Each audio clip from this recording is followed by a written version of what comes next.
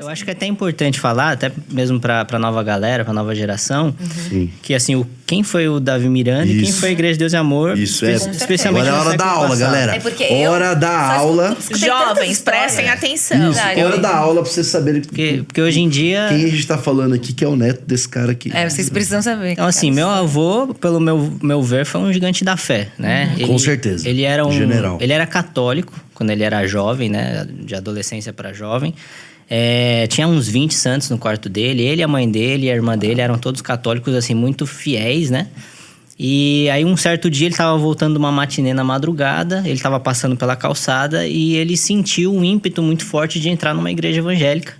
E quando ele entrou nessa igreja, eu acredito que era uma Assembleia de Deus. Ele não confessou nem sob tortura, né? E ele teve um encontro com Jesus explosivo, assim. E uma questão de 7 dias, foi batizado com o Espírito Santo. Assim, foi um chamado muito forte, né? E aí ele chegou em casa, né, tirou os santos do quarto e tal, e começou a se dedicar muito ao evangelho, assim. Eu vejo muito o que Deus fez na vida de Paulo, por exemplo, que era um cara muito zeloso, e Deus só direcionou pro lado certo. Todo aquele zelo, né? E aí ele começou a pregar o evangelho na Praça da Sé, na Garganta, não tinha igreja nenhuma e tal. E eventualmente Deus falou, olha, eu quero que você monte uma igreja, e deu até o nome, né? O nome da igreja vai ser Deus e Amor. E aí ele começou a igreja e tal. E claro, hoje em dia o pessoal vê a Igreja de Deus e Amor, hoje tem 14 mil templos no Brasil, quase 100 países ao redor do mundo, parece que foi muito natural, 14 mil igrejas, templos no Brasil. Desde o maior que tem lá na sede até o menorzinho lá no... Por exemplo, eu fui pra Manaus agora, tem 60 igrejas nas ribeirinhas do rio lá. Uau! Vamos falar disso. Com um povo de muita fé, nossa... E aí começou em 62 a igreja, e ele ficou muito tempo, assim, batalhando para tirar a igreja, né, do lugar, assim, né?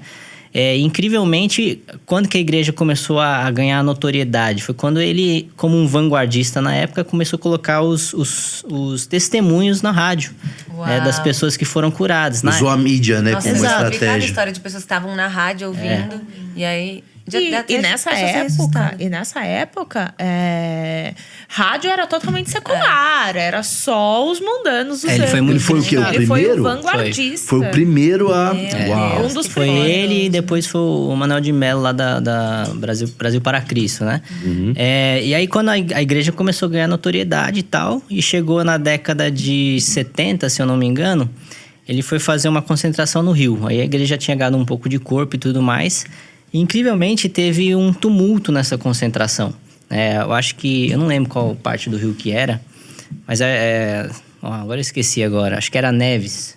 Enfim, ele foi fazer essa concentração. Deu um certo tumulto lá. Teve gente pisoteada e tal. Foi um maior caos.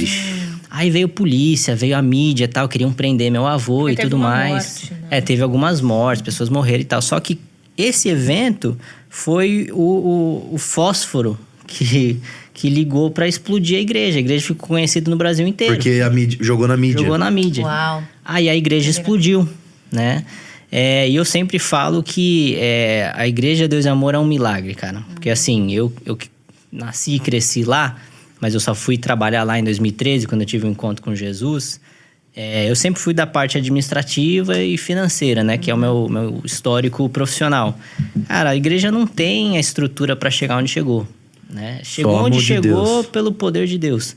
Né? E se você pode representar o que meu avô fez aqui na Terra, e a Igreja de Deus e Amor representa aqui na Terra, é poder de Deus. Né? Foi uma igreja sempre muito forte no sobrenatural, nos milagres, nas maravilhas e tudo mais. Né? Então, resumidamente, um pouco aí de 60 anos de história de igreja. Né? Esse foi o que a Deus e Amor era muito relevante no século passado, e agora a gente está vendo aí uma transição de gerações. Né?